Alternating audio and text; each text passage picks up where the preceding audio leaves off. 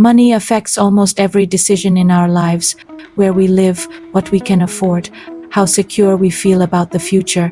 But here's the strange part. Most people spend years studying a lot of subjects in school.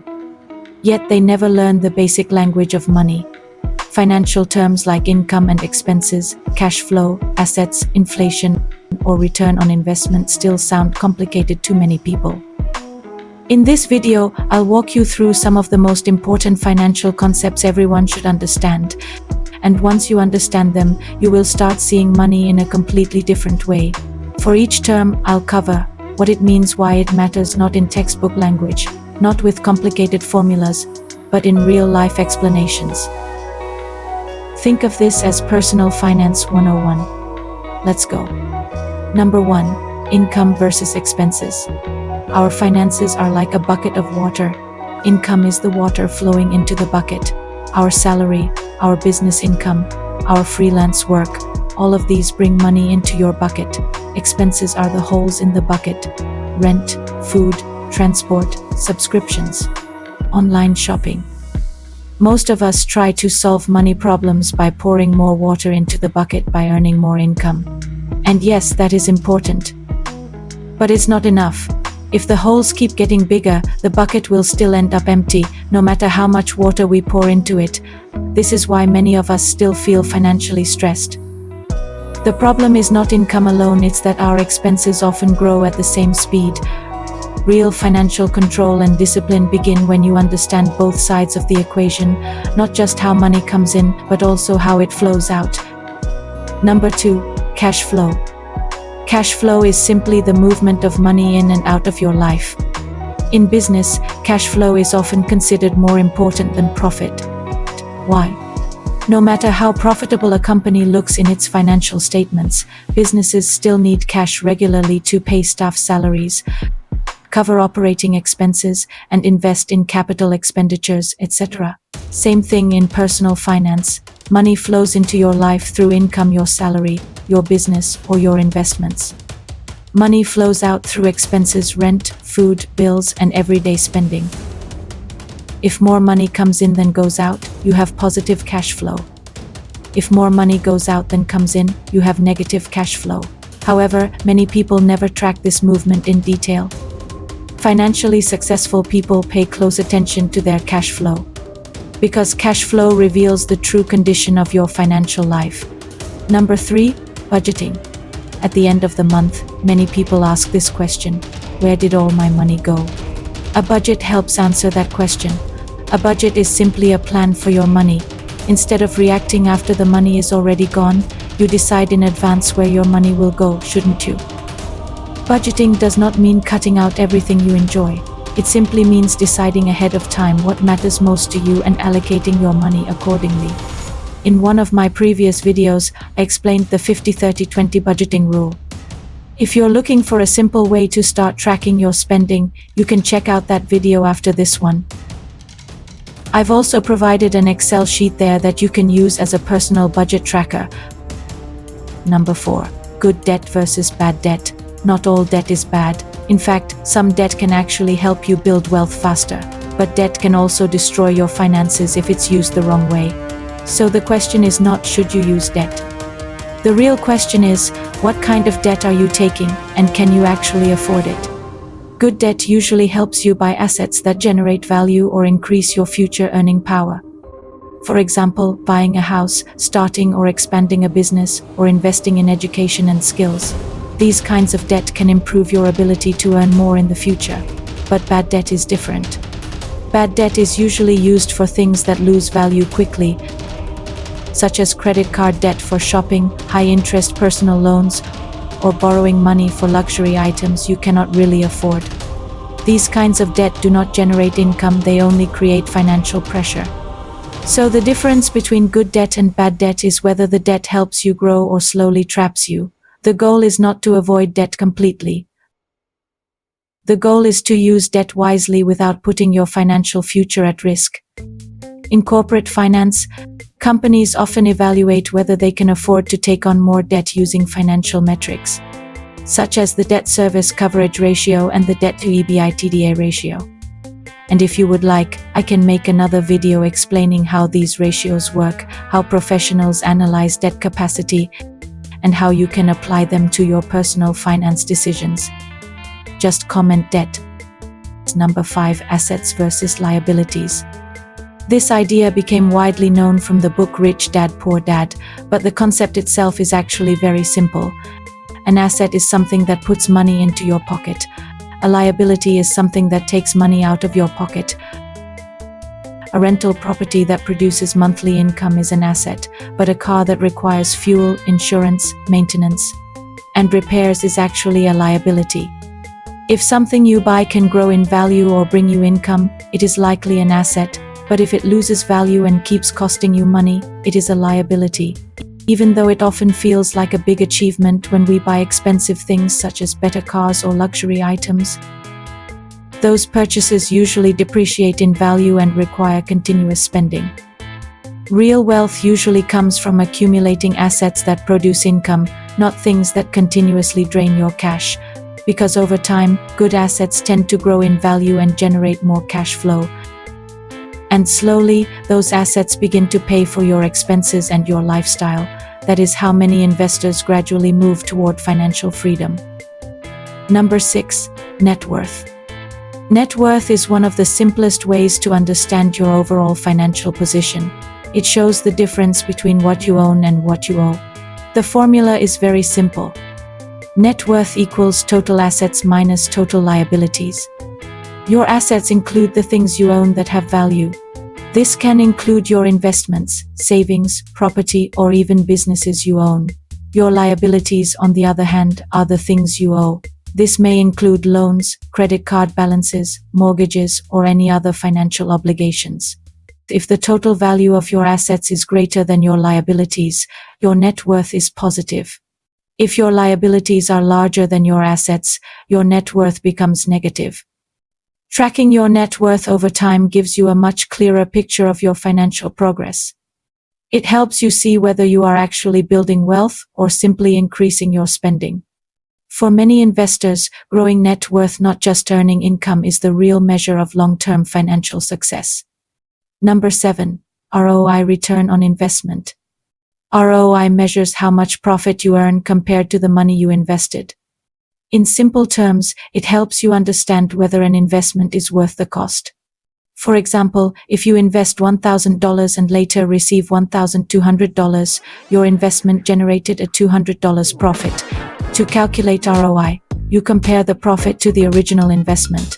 So in this case, ROI equals 200 divided by 1,000 equals 20%.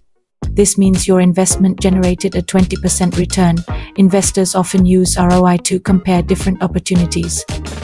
This could be a business investment, a stock investment, or even buying equipment for a company. The question investors always ask is simple: how much return will this investment generate compared to the cost? Understanding ROI helps people make smarter financial decisions.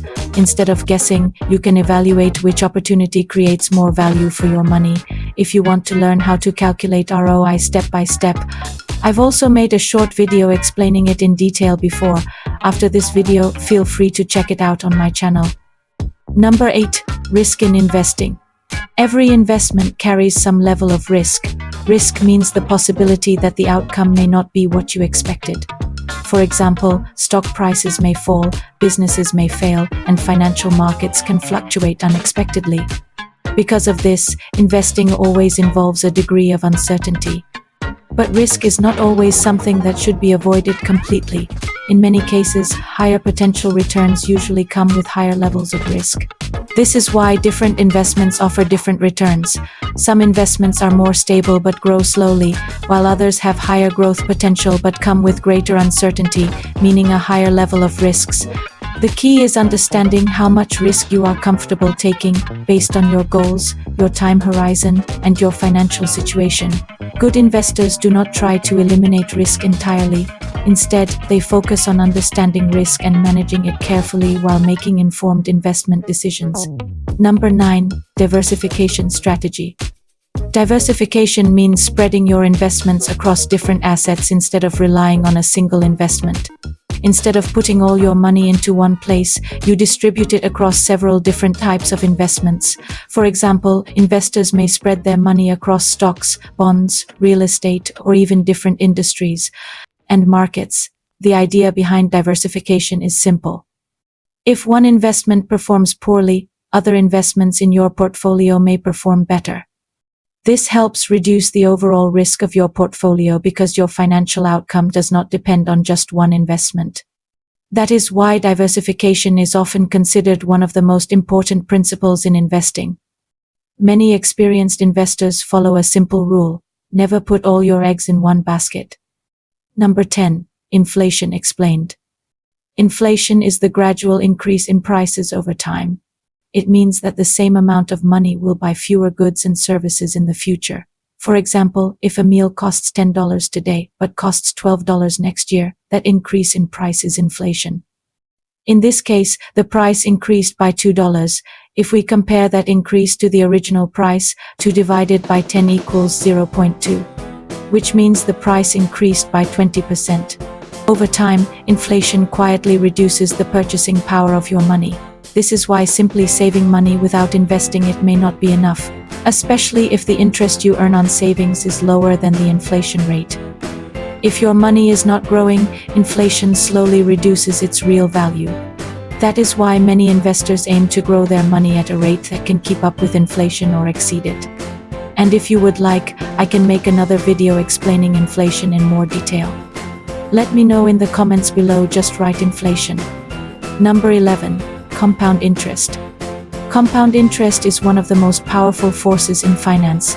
It means earning interest not only on your original investment, but also on the interest that has already been earned. Over time, this creates what many people call a snowball effect. Your money begins to grow faster and faster because each year you are earning returns on a larger amount of money. For example, imagine you invest $1,000 and earn an average return of 12% per year. After 10 years, your $1,000 grows to about $3,106. After 20 years, it grows to about $9,646. After 30 years, your investment becomes around $29,960. After 40 years, it grows to approximately $93,050. And after 50 years, that same $1,000 investment grows to nearly $289,000. And if you would like, I can make another video explaining how to calculate this using the future value formula. Just write future value in the comments. Number 12. Passive income. Passive income is money that continues to flow in even when you are not actively working for it. Some common examples include rental income, dividends from stocks, business profits, and royalties from books, music, or other intellectual property.